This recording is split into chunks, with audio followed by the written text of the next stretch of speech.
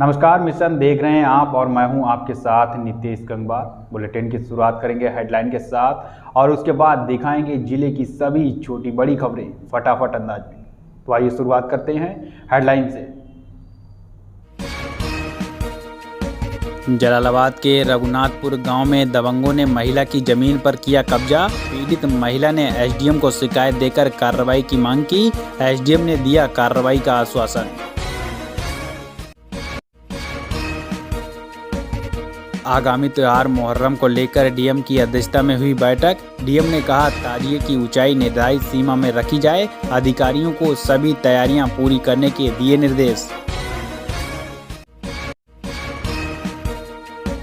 Police अधीक्षक अशोक कुमार मीणा ने फरियादियों की समस्याओं को सुना। कई समस्याओं का मौके पर ही कराया निस्तारण। संबंधित थाना अध्यक्षों को दिए आवश्यक निर्देश। और कांट के जमौर के पास टायर फैक्ट्री में लगी भीषण आग। आग लगने से फैक्ट्री में रखा सामान जलकर हुआ खाक। कड़ी मशक्कत के बाद दमकल विभाग ने आग पर पाया काबू। ये थी दिन भर की हेडलाइन। अब दिखाएंगे जिले की सभी छोटी बड़ी खबरें फटाफट अंदाज में। कांट थाना क्षेत्र के जमौर के पास टायर फैक्ट्री में भीषण आग लग गई। आग लगने से फैक्ट्री में रखा सामान जलकर खाक हो गया। वहीं सूचना के बाद पहुंची दमकल विभाग की गाड़ी ने कड़ी मशक्कत के बाद फैक्ट्री में लगी आग पर काबू पाया। फिलहाल आग लगने के कारणों का अभी पता नहीं चल सका है। थाना जलालाबाद क्षेत्र के रघुनाथपुर गांव में दबंगों द्वारा महिला की जमीन पर कब्जा किए जाने का मामला सामने आया है। पीड़ित महिला ने एसडीएम को शिकायत देकर कार्रवाई की मांग की है। रघुनाथपुर गांव की रहने वाली महिला उषा ने एसडीएम को शिकायत देकर बताया कि मोहनपुर गांव के रहने वाले दबंगों ने उसकी ज़मीन पर कब्जा कर लिया है। जब कब्जा छोड़ने की बात कही जाती है तो दबंग लोग मारपीट पर उतारू हो जाते हैं। महिला ने ज़मीन को कब्जा मुक्त कराए जाने की मांग की है।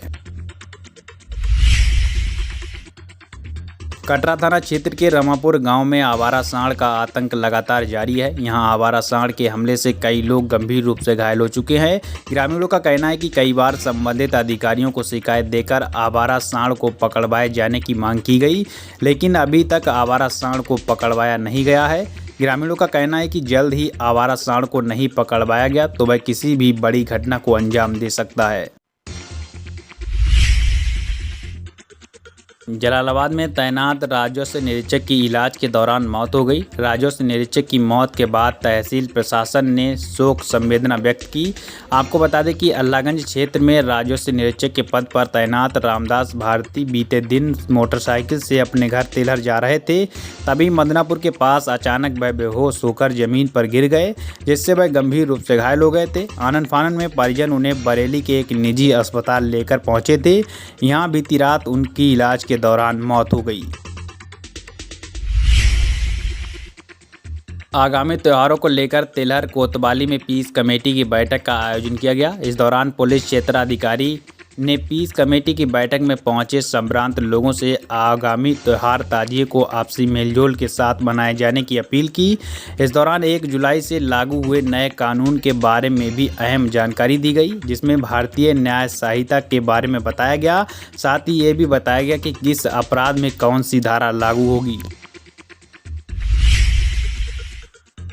जलालाबाद के नौगमा गांव में एक महिला करंट की चपेट में आ गई। करंट की चपेट में आने से महिला बेहोश हो गई। बताया जा रहा है कि महिला राजेश्वरी पंखे को हटा रही थी। इसी दौरान वह करंट की चपेट में आ गई। करंट की चपेट में आने से महिला बेहोश होकर जमीन पर गिर गई। आनन फानन में महिला को सामुदायिक स्वास्थ्य केंद्र नगरिया बुजुर्ग में भर्ती कराया गया। यहाँ उसका इलाज किया जा रहा है। पुलिस अधीक्षक अशोक कुमार मीणा ने आज अपने कार्यालय पर फरियादियों की समस्याओं को सुना। इस दौरान पुलिस अधीक्षक ने कई समस्याओं का मौके पर ही निस्तारण कराया और शेष समस्याओं के निस्तारण के लिए संबंधित थाना अध्यक्षों को निर्देशित किया है। पुलिस अधीक्षक अशोक कुमार मीणा ने सख्त निर्देश देते हुए कहा कि थाना परिसर में आने वाले हर फरियादी की समस्या को गंभीरता पूर्वक सुनते हुए उसका त्वरित निस्तारण कराया जाना सुनिश्चित करें। साथ ही उन्होंने चेतावनी दी है कि काम के प्रति लापरवाही किसी भी कीमत पर बर्दाश्त नहीं की जाएगी।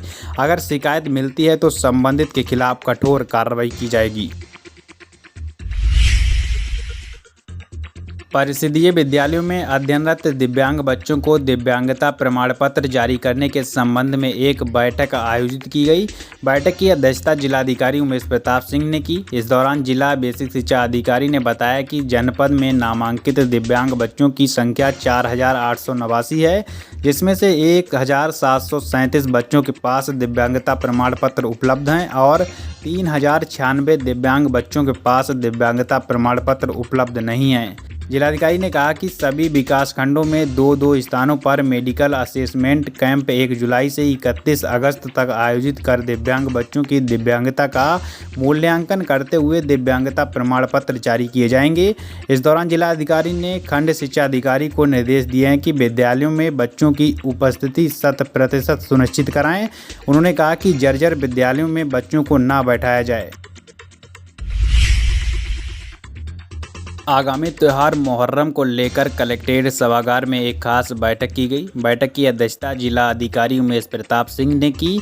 इस दौरान जिला अधिकारी उमेश प्रताप सिंह ने निर्देश देते हुए कहा कि ताजिए की ऊंचाई निर्धारित सीमा में रखी जाए, साथ ही ढोल और डीजे की आवाज़ भी सीमित रखी जाए। जिलाधिकारी ने अधिकारियों को निर्देश दिए हैं कि जुलूस मार्गों का वह स्वयं भ्रमण कर कमियों को दूर कराएं।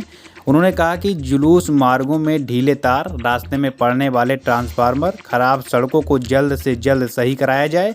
जिलाधिकारी ने अधिकारियों को निर्देश दिए हैं कि त्यौहार के दौरान किसी भी प्रकार की अव्यवस्था नहीं होनी चाहिए और सौहार्दपूर्ण माहौल में त्यौहार मनाया जाए। समाजवादी पार्टी द्वारा वृक्षारोपण अभियान चलाया जा रहा है। सपा जिला अध्यक्ष तनवीर खां के नेतृत्व में नगर विधानसभा के मोहल्ला महमद जलाल नगर आवास विकास कॉलोनी और डॉक्टर भीमराव अंबेडकर पार्क के साथ साथ कैंटोनमेंट क्षेत्र में पीढ़ीय पेड़ लगाए गए। तनवीर खान ने कहा कि पर्यावरण के समक्ष के साथ साथ सामाजिक न्याय के प्रतीक के रूप में ये पेड़ हमको प्राणवायु देंगे और वर्तमान समय में पेड़ों की संख्या भी कम हो रही है। इसके चलते वातावरण में बड़ा फर्क पड़ रहा है। विकासखंड क्षेत्र सिंदौली के मोर्चा गांव में बनी पानी की टंकी का जीना टूटकर नीचे गिर गया। इस दौरान एक मजदूर चपेट में आकर गंभीर रूप से घायल हो गया, जबकि 2 मजदूर पानी की टंकी पर फंसे रह गए। ग्रामीणों का आरोप है कि घटिया सामग्री का इस्तेमाल कर टंकी बनाई गई थी। ये टंकी जल जीवन मिशन के तहत बनाई गई थी। ग्रामीणों का कहना है कि अधिकारियों द्वारा सिर्फ जाँच के नाम पर खानापूर्ति की जा रही है। रौजा पुलिस ने लूट के मुकदमे में वांछित चल रहे एक अभियुक्त को गिरफ्तार किया है। पुलिस ने बाड़ी गांव के रहने वाले महराज को गिरफ्तार किया है, जिसके पास से पीली धातु का एक झुमका बरामद हुआ है। पुलिस ने अभियुक्त को मेजबान अंडरपास के पास से गिरफ्तार किया है। फिलहाल पुलिस ने उसे जेल भेज दिया है।